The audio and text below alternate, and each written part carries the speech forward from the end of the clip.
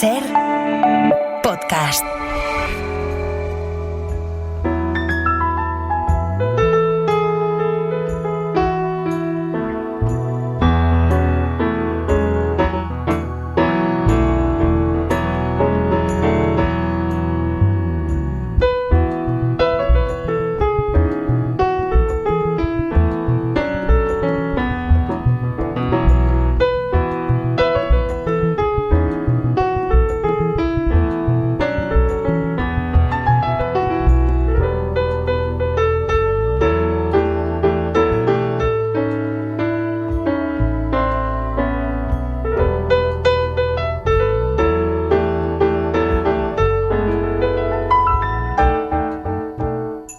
Desde Berlín, como cada mañana de domingo, el corresponsal del País en Alemania, Marc Bassets. ¿Cómo estás, Marc? Buenos días.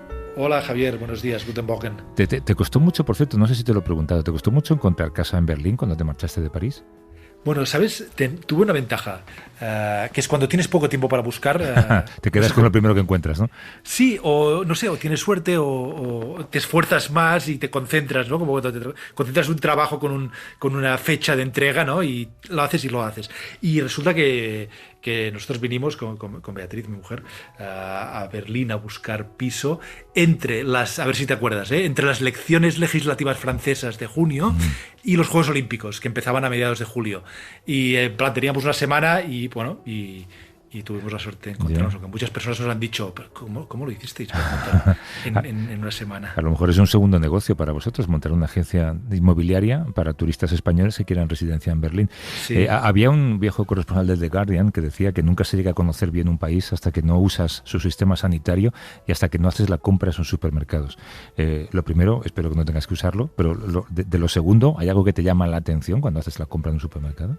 Hay algo que me llama la atención cuando hago la compra en el supermercado y en todos los sitios, y es que en muchos lugares solo aceptan dinero líquido, cash, ¿no? Sí.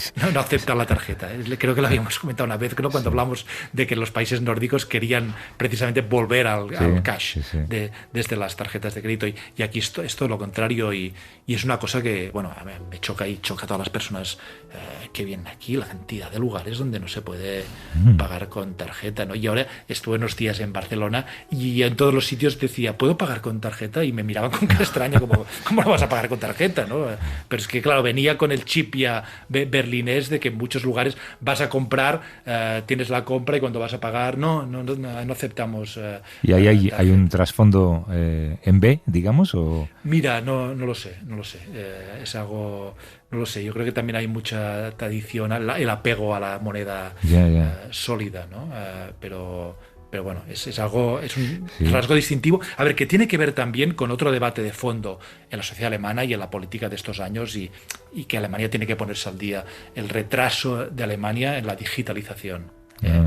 Que pensamos en Alemania como país puntero tecnológico y está mucho menos digitalizado que países como España, Sí, esto lo cuenta rurales, Hans, sin cobertura telefónica, con problemas de conexión. Sí, no solamente en extensión de fibra y de cobertura, también Hans cuenta esto, ¿no? Que nos sorprendería ver lo retrasada que está Alemania en las funciones digitales públicas, digamos, en comparación con España.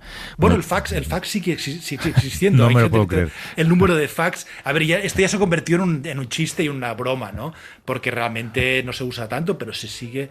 Hay gente que te sigue dando el número de fax y hay procedimientos que se dice que con la administración, pues bueno, esto es increíble. Yo creo que ya empieza a ser un poco leyenda, pero el chiste del fax lo oigo constantemente desde que he llegado aquí, ¿no? De que en este país todavía funciona el fax. Cualquier día te tienes que comprar un módem de 2.400 baudios, Marc.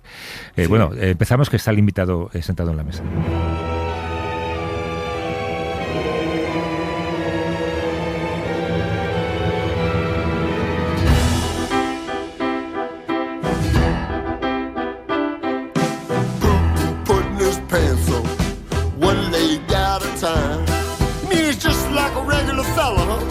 He ain't nothing like a regular fella. Putting his hat on, hat size number 9. You saying Putin's getting big-headed? Putin says just fine. He can drive his giant tractor across the Trans-Siberian Plain. He can power a nuclear reactor with the left side of his brain. And when he take his shirt off, he drive the ladies crazy. When he take his shirt off, make me wanna be a lady. Vivimos en un momento en el que, en vez de dar por sentada la paz, damos por sentadas las guerras que están activas en el mundo. La guerra de Ucrania, por ejemplo, no se dio de un día para otro, solamente con la intención de Vladimir Putin de invadir ese país. Su trabajo para tener el poder de influencia que tiene actualmente, igual que otros actores no estatales en Rusia, es fruto de muchos años de propaganda y de acciones que han consolidado su figura y la de su país, tomando decisiones que cambian constantemente y profundamente el mundo en el que vivimos. La persona con la que ahora vamos a hablar, Mark, durante muchos años fue narrando el día a día de Rusia, recopilando datos que, estando normalizados en esa cotidianidad, explicaban, sin embargo, la desigualdad y el deseo de poder de los ricos, pero al no caber en una pieza de periódico, tuvieron que pasar años hasta poder entrelazarlos y de esa manera componer un puzzle y entender con ese puzzle cómo ha operado Rusia desde un deseo de imperialismo, no solo político con el resto del mundo, sino también de puertas para adentro, ¿no?, en su interior, agravando las desigualdades y las injusticias a las que se ve sometida la propia ciudadanía rusa. Sí, Javier, mira, estoy en una ciudad, Berlín, profundamente marcada por Rusia y por la Unión Soviética, por las 4 décadas de Guerra Fría. Muchas veces paseando por esta ciudad me topo con monumentos, con restos de esta influencia que también se nota en la opinión pública alemana, por ejemplo. Aquí hay una gran parte de los alemanes se siente cercana a Rusia, entiende las razones de Rusia, sobre todo en el este de Alemania y en lo que es Berlín y el berlinés. A mí me sorprende siempre que voy a un parque de Berlín que se llama Treptower Park y ahí hay un monumento al soldado soviético. Es un monumento inmenso, impactante. Recomiendo a quien vaya a hacer turismo a Berlín o quien visite Berlín que vaya a visitarlo. Y está lleno de frases en unos paneles, de frases de Stalin, ¿no? Stalin, imagínate, ¿no? Y esto a mí me da a entender, primero, bueno, que esta parte de la memoria histórica no está bien elaborada en Alemania porque Stalin fue un asesino de masas, ¿no? Pero luego esta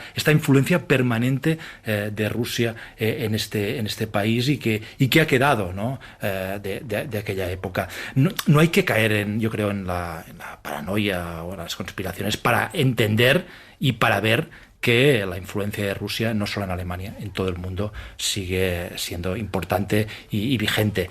Lo cuenta el libro del que vamos a hablar, lo cuenta con pruebas, con testimonios. Además es un libro que yo creo que hace muy bien algo, que es explicar lo que se sabe seguro y lo que no se sabe del todo seguro y distinguirlo muy bien. Pero ahí está África, por ejemplo, la zona del Sahel, donde la influencia rusa va aumentando, la influencia europea, lo hemos hablado otras veces, ¿no?, de Francia, que y otros países europeos van retrocediendo. Ahí está el este de Europa, evidentemente no hace falta hablar de la guerra de Ucrania, o también Oriente Próximo.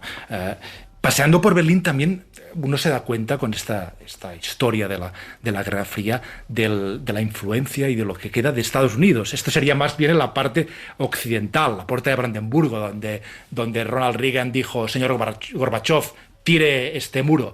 Y ahora, con los acontecimientos de las últimas semanas, yo me pregunto muchas veces, ¿el presidente de Estados Unidos le diría esto al presidente de Rusia, Vladimir Putin? Evidentemente la respuesta es que no. Y aquí hay una variable, yo creo que ha cambiado radicalmente en los últimos años y sobre todo en las últimas semanas. Y es que estas dos potencias, o por lo menos sus líderes, se están volviendo amigos. Y yo creo que esto es algo que leyendo el libro del que ahora vamos a hablar y con cuyo autor vamos a conversar, introduce un nuevo factor fundamental y que refleja este cambio de época que vivimos. Para hablar de todo esto y sobre cómo Rusia ha buscado poner la balanza a su favor en el mundo, nos acompaña en el estudio Marc Marginedas, que es ex corresponsal del periódico de Cataluña en Moscú, sigue trabajando para el periódico de Cataluña en asuntos que tienen que ver con Rusia, y es autor de este libro que nos comentaba Marc, Rusia contra el mundo, publicado por Península. ¿Qué tal estás, Marc? Buenos días. Hola, buenos días, ¿cómo estás? Muy bien. Oye, vamos a empezar por el principio. Recuerdo, además me contaste en una conversación larga que tuvimos el día que despedimos a Ramón Lobo, ¿te acuerdas? En el cementerio de la Almudena, cómo desde el primer día que llegaste a Moscú, tú enseguida empezaste a notar cómo te consideraba Moscú. Te consideraba no un enemigo, pero sí alguien a quien vigilar, ¿no? Sí, yo tuve un par de conversaciones con personas que se presentan como periodistas, pero Moscú como se dice en este libro y como explicamos, hay decenas de miles de personas trabajando para los servicios secretos, con colaboradores, incluso hay gente que habla de cientos de miles. Entonces esa persona pues un poco me empezó a hablar, no puedo decir el nombre, pero una persona que se presentaba como periodista empezó a hablar y noté un cambio totalmente, era como una especie de interrogatorio, un poco para saber. Yo venía de un secuestro en un país, Siria, en el cual Rusia tiene mucha influencia y entonces, pues bueno, yo tuve la impresión de que esa persona quería saber qué es lo que había visto. Tú cuentas en el libro casos, yo no sé si fue el tuyo, en el que nada más llegar también se ofrece dinero a los periodistas extranjeros. Cuentas el de una compañera corresponsal a la que rápidamente le ofrecen dinero por hacerle una pregunta a Putin en una rueda de prensa, ¿no? Es una manera de comprarte, claro. Sí, bueno, yo creo que conmigo no intentaron, o sea, no creo que ellos saben perfectamente cuál es mi historial y qué es lo que pienso de Rusia, país que por cierto adoro, con el cual tengo vínculos personales, pero sí, yo en el libro relato casos de 3 personas que fueron a las que se intentó comprar. 2 de ellas no me han autorizado a decir su nombre, pero los casos están allí. Una compañera además se le pidió que mediante Facebook se le entró y se le sugirió que están dispuestos a pagar a cambio de que ya hiciera una pregunta a Putin durante una rueda de prensa, ¿no? Y luego tenemos el caso de una persona que es además un amigo de todos y de este programa, se llama Javier Martín, claro, que corresponsal de la agencia EFE en Chile actualmente. En Chile, exactamente. El caso de Javier es muy claro, ¿no? Y él me contaba, me dijo que bueno, pues que fue una operación primero de atracción. Le decían que bueno, que si no sé qué, que empezaron a hacer preguntas muy simples, porque él era muy importante, muy interesante para ellos, porque él desde Túnez viajaba a la zona controlada por el gobierno reconocido internacionalmente, que está enfrentado al aliado de Rusia, que es Haftar, que domina el este de Libia. Entonces era una persona muy interesante y la propuesta está ahí. Entonces, bueno, pues tuvo ese proceso de intentar ser atraído. Y yo lo que quiero decir es que estas 3 personas, evidentemente son gente, si me ha contado el caso es porque no han aceptado ser compradas. Pero yo entiendo que los que han aceptado ser comprados, eso nunca te permitirían no, contarlo. De todas maneras, yo creo que hay periodistas comprados por Rusia en España y un poco pues lo que pasa es que claro, ¿Crees o estás seguro? Bueno, yo tengo una intuición de ciertos nombres, evidentemente nunca los diré si no tengo pruebas, pero sí, cuando ves cambios y además intentos de generar narrativas, de generar no directamente, es decir, yo creo que Rusia es un país que no es, defender a Rusia abiertamente no es, en España ya no es popular, es un país agresor, pero sí un poco intentos de generar comprensión hacia la actitud de Rusia o generar, otra cosa que a Rusia les interesa mucho es generar desconfianza hacia las instituciones, ¿no? O sea, todo está mal, la justicia no existe. Desestabilizar, ¿no? Exactamente. Equiparar, por ejemplo, la justicia de Rusia con la justicia española, que bueno, tendremos nuestros problemas, pero en Rusia la justicia son capaces de falsear un caso y de abrir una investigación, el propio fiscal general, el equivalente al fiscal general, contra los periodistas que han difamado a Rusia durante la masacre de Bucha. Entonces estamos hablando ya de otra dimensión. O sea, es una justicia basada en una realidad alternativa. En España, pues bueno, tenemos nuestros problemas, pero no está basado en una realidad alternativa. Alguna de estas veces, perdona Marc, es que el libro es tan interesante que no te estoy dejando preguntar, pero ahora te doy paso desde Berlín. ¿En algún momento ha habido alguna situación clásica de película, no tanto rusa, casi soviética, habría que decir, de, yo qué sé, ver a alguien merodeando por la calle? ¿Has tenido miedo en algún momento? Bueno, yo he tenido 2 incidentes, uno con el teléfono. Yo tenía un teléfono que era un teléfono español, con el cual yo tenía conversaciones especiales, sobre todo porque pensaba que ese teléfono no tenía nadie, que no estaba bajo escucha. Entonces, en una conversación que yo tuve con una periodista del New York Times respecto al secuestro, respecto a lo que yo he vivido durante el secuestro, a la gran probabilidad de que me encontrara con un agente infiltrado ruso, de habla rusa, cuando yo fui secuestrado. La conversación siguiente, al cabo de 20 minutos, la conversación se cortó para mi interlocutor y yo empecé a oír las respuestas que mi interlocutor me había dado pues 20 minutos antes. Que estaba siendo grabada, claramente. Exactamente. Entonces yo le hablé esto con Reporteros Sin Fronteras y bueno, un poco llegamos a la conclusión de que era una advertencia. Este tema no nos gusta que lo hables y menos con un periodista norteamericano.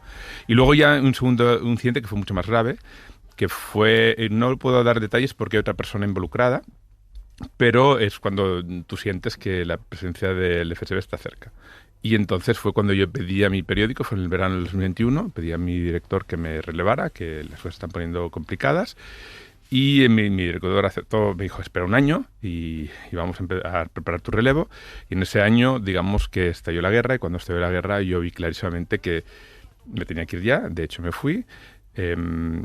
Y me fui el mismo día de que comenzó la guerra, cogí un avión a Polonia y ya con la seguridad de que no volvería. Tenía la percepción de que Rusia se ha convertido en una no-go zone, una zona para no ir. Yo no puedo ir, por ejemplo, que no me atrevería nunca a pisar una república soviética, no sobrevolaría nunca a Rusia, y luego hay ciertos países en los cuales yo hago un chequeo de seguridad. Estuve en Serbia recientemente y entonces hice un chequeo de seguridad.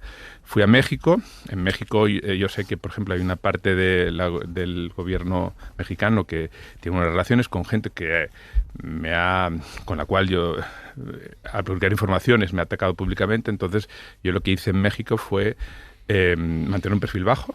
No hice tweets.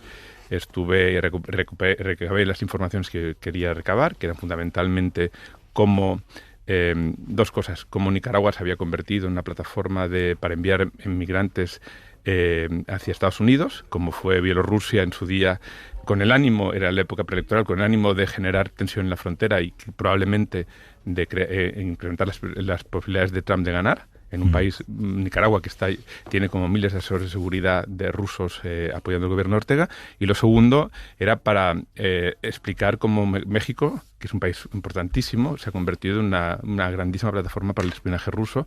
Tiene una embajada totalmente descomunal en México, que ocupa 2 bloques de casas de Manzanas del Eixample en Barcelona, con más personal en la Ciudad de México, tiene más personal diplomático ruso, tiene más personal diplomático que la embajada norteamericana. Luego, evidentemente, Estados Unidos tiene consulados por todos lados, además es una embajada que cada vez que tuitea tiene un impacto de miles de visitas que son evidentemente artificiales, ¿no? Y eso es importante porque entonces, México se ha convertido en una plataforma del espionaje ruso, y además con una frontera muy porosa y con problemas de que puede generar problemas de seguridad importantes de cara a Estados Unidos, ¿no? Marc, todo tuyo. Marc, buen día. Buen día, ¿qué tal? ¿Cómo Berlín. Has mencionado 2 veces tu secuestro. Y leyendo tu libro, Rusia contra el mundo, sí, me ha dado la impresión de que ahí está, en el fondo, la clave del libro, el núcleo. Exactamente, sí. ¿Qué descubriste sobre Rusia durante los meses de secuestro que pasaste en Siria en manos del Estado Islámico? O sea, vamos a ver, Rusia un poco lo que hace en Siria es un poco lo que hizo en Chechenia, es decir, cooptar o infiltrar a grupos armados que formaban supuestamente parte de la oposición y que enfrentada a su ejército, no para neutralizarlos, como yo creo que todos los países del mundo infiltran, todos los servicios secretos del mundo infiltran, pero Rusia tiene una particularidad, que es que infiltra para radicalizar y deslegitimar. Eso es manual del KGB. Y entonces en Chechenia yo me acordaba de lo que el trabajo de Ana Politkovskaya en Chechenia, cómo había demostrado que el principal secuestrador de Chechenia durante la primera y segunda guerra de Chechenia se llamaba Arvi Barayev, y esa persona, cuando Rusia recupera el control de toda la República de Chechenia, pudo vivir tranquilamente en su casa de Ankhalá sin ser molestado. Y eso para ella fue un indicio de que, bueno, pues en realidad ese secuestrador, que además secuestró a 4 ingenieros de telecomunicaciones británicos y los decapitó trabajaba en realidad para el FSB, ¿no? Eso está explicado en el libro, los detalles están allá, no voy a extenderme los detalles. Entonces, yo lo que viví en mi secuestro, que además yo cuando vine a presentar la película Rezo a Raqqa, os dije, yo me fui a Rusia no huyendo de Oriente Próximo, sino para buscar respuestas. Pues es para buscar respuesta de lo que pasó el primer día. Se me llevaron mi pasaporte y al día siguiente aparecieron 2 comandantes, uno que hablaba árabe y otro que hablaba ruso. Entonces me dirigí al ruso y le dije, por favor, libérenme, yo no me importa quiénes son, si ustedes son radicales, yihadistas, yo he venido aquí a hablar del sufrimiento de los civiles a manos del régimen de Bashar al-Assad. Entonces él me dijo una frase que en ruso quiere decir, tú has venido aquí 2 veces y te ha salido bien, pero ahora te vamos a matar. Y me quedé con esa frase. Cuando yo escribí los relatos sobre el secuestro, no empecé con Jihadi John y los Beatles, sino que empecé con este relato. Pero nunca dije que era una persona que hablaba ruso, porque yo me iba a Rusia precisamente a investigar, entonces era peligroso. Pero sí que expliqué que me pareció aquello muy extraño y que me pareció que allí había algo más, ¿no? Cuando yo llegué a Rusia, no quiero desvelar, no quiero hacer spoilers del libro, pero yo hablo con una serie de gente que me dice que probablemente me encontré con un infiltrado. Y entonces eso te hace pensar. Entonces empecé a tirar un poco del hilo. Entonces empecé a hablar con gente que convivió en la prisión de Damasco con yihadistas que luego fueron liberados por el régimen sirio, precisamente para radicalizar esa oposición. Y ellos me dijeron que Estado Islámico, si no hubiera sido impulsado por el régimen sirio, se habría quedado en una cosa muy, muy pequeña, ¿no? Hay 2 momentos. En el 2011 el régimen sirio libera a sus presos yihadistas que tienen en la cárcel de Sednaya.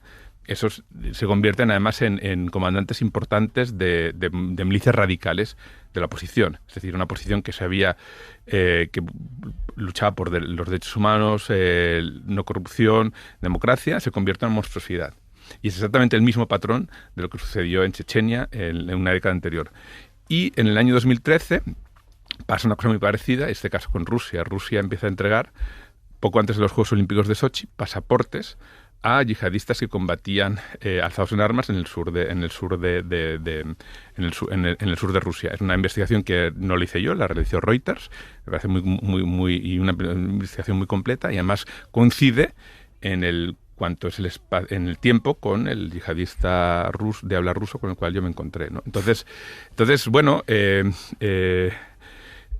papel yo creo que es importante. Si hay un Estado o regímenes o países que ofrecen una plataforma logística y facilidades logísticas a yihadistas para acudir a Siria, se convierten también en responsables de la violencia que han generado.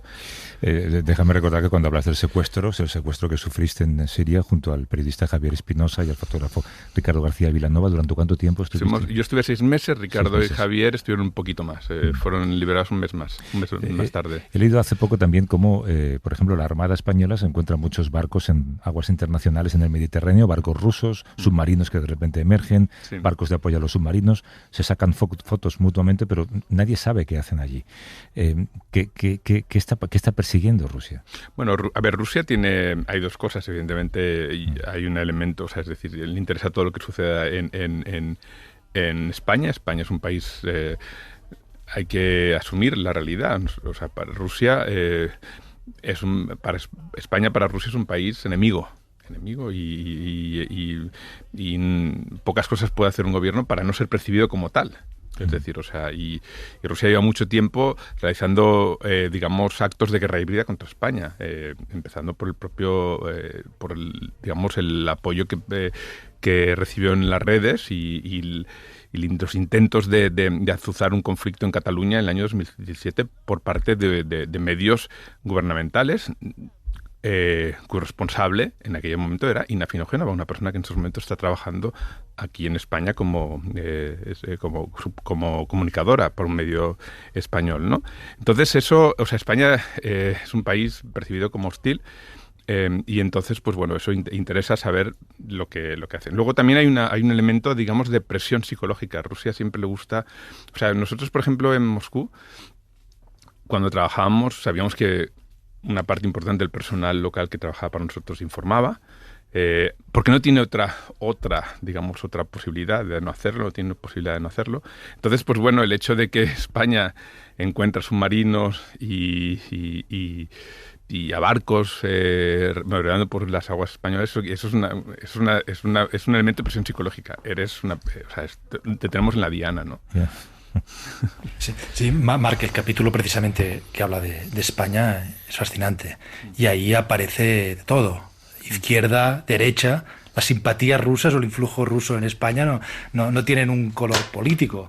Porque hablas de Canal Red, del ex vicepresidente del gobierno Pablo Iglesias, hablas, como decías, del Prusés, y hablas también de embajadores y diplomáticos importantes que eran, bueno, no sé en qué grado, pero próximos o simpatizantes. A ver, yo no me meto, yo simplemente expreso hechos. Y esos hechos, esas voces, esas opiniones, esos actos que hicieron ellos agradan al Kremlin. Yo no me meto en las motivaciones. O sea, yo intento este libro, yo creo que intenta ser un libro muy factual, porque tiene que serlo. Entonces, pues bueno, yo lo que sí que creo es que hay una parte de la diplomacia española que tradicionalmente, eso me lo dijo una persona que tenía acceso a las comunicaciones, o sea, a un poco a lo que veía dentro en la cocina del gobierno, que hay una parte de los diplomáticos de la diplomacia española que siempre intenta acercar a España a Rusia por encima de lo que es necesario, habida cuenta del nivel de nuestras relaciones económicas y comerciales, que no es muy potente, ¿no? Y luego como país que está insertado en el bloque occidental, ¿no? Entonces, eso me parece importante explicarlo. Entonces, pues bueno, eso creo que está allí, ¿no? O sea, y las declaraciones y los posicionamientos están allí. Cuando vimos la semana pasada, porque fue hace relativamente poco, esta escena en el despacho Oval de la Casa Blanca con J.D. Vance y con Donald Trump y Zelensky al lado, nosotros vimos algo. ¿Tú personalmente qué viste ahí? Bueno, me recordó muchísimo las escenas de las humillaciones públicas que lleva a cabo el presidente Putin con los ministros cuando, digamos, quiere responsabilizar a los ministros de tal o cual desastre, ¿no? Es decir, es una forma de... Él es la cabeza del sistema y él como responsable, como responsable y dirigente máximo debería asumir, pues yo qué sé, si se está quemando media Siberia, pues debería asumirlo él, ¿no? Pero él lo que hace es trasladar la responsabilidad al ministro de turno y la bronca delante de las cámaras, ¿no? Yo veo allí una maniobra similar, es decir, o sea, digamos que dar la vuelta a la tortilla, responsabilizar a Zelensky, hacerle presentar a la opinión pública americana, que sigue siendo mayoritariamente pro-ucraniana, como una persona que no quiere la paz y sobre todo una persona que había insultado a Estados Unidos presentándose sin corbata en el despacho Oval, ¿no? Entonces eso me pareció, pues eso, una maniobra muy muy similar a la que realiza el Kremlin. Yo recordaré que el señor J.D. Vance, que pareció que era la persona que llevaba ahí un poco la voz cantante, el polimalo. Sí, exactamente, el polimalo.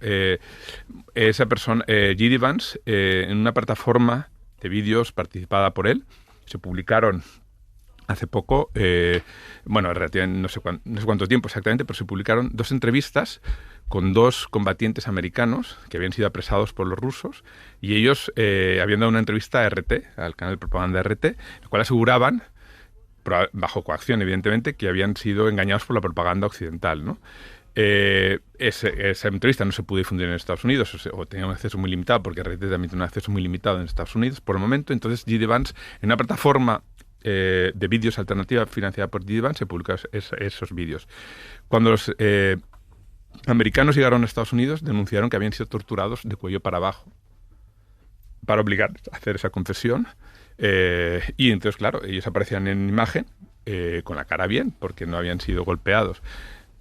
Me parece tremendo que es una violación absoluta de los principios éticos de la profesión publicar una entrevista con alguien que ha sido torturado. Y entonces, pues bueno, eso que nos hace pensar, bueno, un poco, pues que J.D. Vance es una persona, pues bueno, pues muy... que yo creo que J.D. Vance, y un poco lo que está intentando el tándem Trump y J.D. Vance en estos momentos es revertir para instalar esa fábrica de mentiras que ha funcionado tan bien en Rusia y que ha conseguido mediante la propaganda, mediante los atentados de falsa bandera, mediante las mafias, instalarse y convertir a Rusia en un país de súbditos, no de ciudadanos, donde los millonarios actúan con total impunidad y donde hay elecciones pero no hay verdadera alternativa, yo creo que se está intentando instalar en Estados Unidos, ¿no? Y de momento pues han conseguido pues ocupar una parte de la pirámide del país, ¿no? Y a ver hasta qué... Y entonces J.D. Vance evidentemente ya se está abriendo el debate de si se va a permitir o no a RT volver a emitir en Estados Unidos. O sea, entonces eso es importante porque eso es evidentemente mientras no se consiga digamos dar la vuelta a la tortilla y que la opinión pública americana pues cambie de bando cambie de bando, o que las instituciones también asuman pues eso, las narrativas rusas, pues de momento pues todavía quedan un intento, o sea, es decir, el país no ha sido cooptado, pero eso es un poco, yo creo que veo clarísimamente que J.D. Vance va por ahí. Y este vídeo que ha publicado, estos vídeos que se publicaron en su plataforma, demuestra que es lo que va a intentar en el futuro, ¿no? Es decir, que la propaganda, la maquinaria de propaganda rusa se instale en Estados Unidos. ¿Cómo describirías la relación entre Donald Trump y Vladimir Putin? ¿Cómo la explicas? Yo no tengo acceso a ellos, evidentemente. Yo lo que he visto, lo vi en la cumbre de Helsinki que mantuvieron durante su primer mandato. Me pareció que el lenguaje corporal era muy revelador, ¿no? Primero, Putin llegó tarde. Era una forma de decir... De mostrar superioridad. De mostrar superioridad. Segundo, en la sesión de fotos veías a Trump espatarrado, con las piernas abiertas, y a Trump con las manos en las rodillas y digamos que pues moviendo, ¿no? O sea, como nervioso. Sí, o sea, no estaba evidentemente no emitía un lenguaje corporal en el que parecía que estaba en control de la situación. Entonces, a mí me parece bastante revelador. Yo ahí en Estados Unidos hay bastante información al respecto de cuáles son los vínculos que puede tener Trump con Putin, al margen de este vídeo famoso que hoy en día no tendría demasiado impacto, que es el vídeo de un vídeo de contenido sexual que se le realizó durante la celebración del curso de Miss Universo. Hay estudios más serios que hablan por ejemplo, de que en el 2008 sociedades pantalla rusas compraron condos en las torres de Trump y les salvaron de la bancarrota, ¿no? Sí. Luego las relaciones que mantenía él con Deutsche Bank. Deutsche Bank es un banco muy implantado en la Rusia postsoviética. Se convirtió en el banco más importante extranjero que había en Rusia en esos momentos, y fundamentalmente se dedicaba a blanquear dinero. A blanquear dinero ruso y a evadir dinero, ¿no? Entonces, ahí hay bastante... O sea, es decir, pero yo creo que... O sea, es decir, no sé. Yo no conozco demasiado Estados Unidos, pero yo pienso que hay un trabajo ahí a hacer de exponer, y yo confío en el cuarto poder norteamericano, en la sociedad civil norteamericana, de que tarde o temprano eso se va a conocer. Marc, tú escribes, y cito literalmente, que Rusia es mi país de adopción. Sí, claro. ¿Cómo ves ahora el futuro de este país? Porque tenemos la sensación, los que no lo conocemos y lo vemos de lejos, que no es solo Putin, que Putin tiene un amplio apoyo y que la oposición es débil. ¿Qué va a pasar? ¿Cómo ves el futuro de Putin, el futuro de Rusia? ¿Tiene solución? Yo soy una persona muy optimista. Yo creo que en estos momentos precisamente está muy bien lo que estamos viviendo porque las cartas están sobre la mesa. Ya no hay dudas posibles, ya no hay... En el primer mandato de Trump se especulaba hasta qué punto, digamos, Trump era cercano a Putin. Yo pienso que ahora en estos momentos ya las dudas se han levantado, ¿no? Yo pienso que hay un consenso en Europa bastante importante, que eso me parece que era importante que se consiguiera. Y luego, sobre todo, yo creo que la opinión pública en Rusia, yo insisto, me siento vinculado personalmente al país. La sensación que tengo es que hay muchas más voces críticas de la que parece, ¿no? La propaganda es brutal, es una maquinaria que es totalmente comparable, pues probablemente con la Alemania nazi de Goebbels. Entonces la propaganda no solo tiene el efecto menor, que es convencer a unos pocos. Yo creo que la propaganda sobre todo lo que hace es elevar el precio de la disensión. Si tú tienes una maquinaria tan potente y se machaca con un mensaje así, tú sabes que si dices es que yo creo que no, inmediatamente te conviertes literalmente en un traidor, no en una persona que tiene una opinión diferente, en un traidor. Entonces, por ejemplo, mi profesora de ruso me contaba cómo mucha gente que era crítica con Putin de repente dejó de ser, en su universidad, dejó de ser crítica, ¿no? Yo creo que o sea, el régimen parece fuerte, pero un régimen que es fuerte no permite que una persona, o sea, no encaja con el hecho de que una persona que se levanta en armas contra el régimen, como el señor Prigozhin, consiga llegar a 300 kilómetros de Moscú sin tener prácticamente oposición, ¿no? El régimen parece fuerte, pero cuando se presentan un referéndum son unas enmiendas constitucionales que permiten a Putin convertirse en presidente vitalicio. Para atraer votantes, pues hay globos en los colegios electorales, te reparten boletos de lotería, se atrae a los votantes con música, pop, y además incluso se permite votar durante una semana. Entonces, eso no hace un régimen que es fuerte. Yo invito sobre todo a las últimas elecciones que cubrí. Me pareció terrible la escena de los supuestos simpatizantes de Dina Garcia, de Rusia Unida, celebrando la victoria en las elecciones legislativas. Es un ambiente gélido, no tiene nada que ver pues, con el ambiente que tuviese aquí unas elecciones cuando gana un partido, el Partido Popular, el PSOE, ¿no? O sea, la euforia. Y el alcalde Sobyanin estaba intentando de una forma muy artificial, de provocar entusiasmo. Probablemente mucha gente que estaba allá pues había sido pues instada trabajaba en alguna empresa pública, de hecho tienes que ir allá, o incluso había sido cooptada o pagada, ¿no? O sea, no desprendía ningún tipo de entusiasmo. Entonces yo creo que verdaderamente, no sé, yo no soy futurólogo, pero un régimen que es capaz, o sea, el día que Rusia se vea al espejo y el día que Rusia entienda, por ejemplo, que decenas de miles de personas han muerto o se han lisiado para conseguir el control del 20% de un país que está actualmente, ese 20%, cuyas ciudades están totalmente destruidas, habitadas solo por gente mayor, porque todo el sector productivo de esas ciudades, de Lysychansk, de Melitopol, ha ido a la Ucrania que ellos perciben que va a quedar, digamos, insertada en Occidente. Pues bueno, eso va a ser un momento interesante de ver, porque si consideramos que la guerra de Afganistán, que causó aproximadamente 10.000 bajas de soldados en 10 años, fue uno de los catalizadores de la implosión de la Unión Soviética, ¿qué va a pasar ahora? Y yo pienso que eso es algo que lo tienen muy presente las propias autoridades rusas. Por eso van a necesitar, incluso si hay un armisticio ahora, mantener el espíritu de guerra, porque la paz significaría que es el momento de empezar a hacer cuentas y no van a seguir bien parados. Y de mirarse delante del espejo, como dices. Bueno, pues todo esto y mucho más en el libro. Se llama Rusia contra el mundo. Está publicado por Editorial Península. El ex corresponsal en Moscú, corresponsal de guerra durante mucho tiempo, ahora ya se lo estás dejando a gente más joven, ¿no? Bueno, yo creo que en la vida... A ver, evidentemente yo estoy a las órdenes de mi diario y lo que diga mi diario, ¿no? Pero yo creo que en estos momentos en los cuales Rusia se erige como un factor estabilizador importante, creo que mi diario entiende que es más interesante que haga este tipo de trabajos y bueno, además yo tengo ya 58 años pero bueno, una cosa que quiero decir, el libro se llama Rusia contra el mundo, pero es importante también el subtítulo: más de 2 décadas de terrorismo de Estado, secuestros, mafia y propaganda, porque esto es lo que es la Rusia de Putin. Ese periódico es el periódico de Cataluña y está muy bien que tengan esos proyectos y que te puedas pues que puedas dedicarte a esas investigaciones. Yo quiero agradecer públicamente a mi director y a la empresa que me dé esta oportunidad y que me ayude y me apoye en esto. Marc Marginedas, suerte en el futuro. Muchísimas gracias por invitarme. Hasta luego.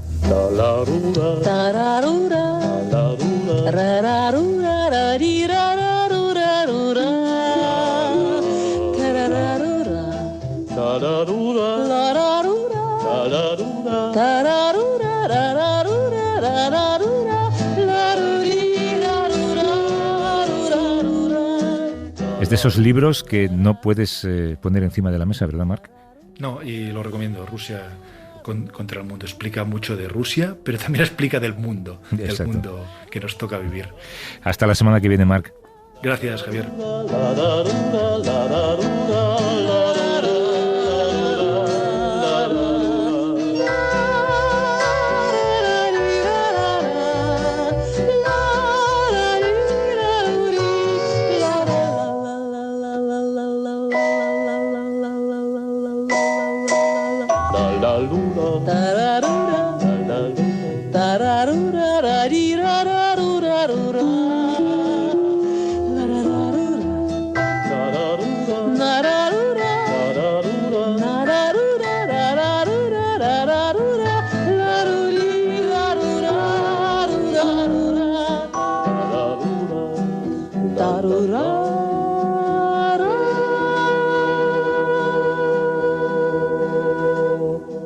Para no perderte ningún episodio, síguenos en la aplicación o la web de la SER, Podium Podcast o tu plataforma de audio favorita.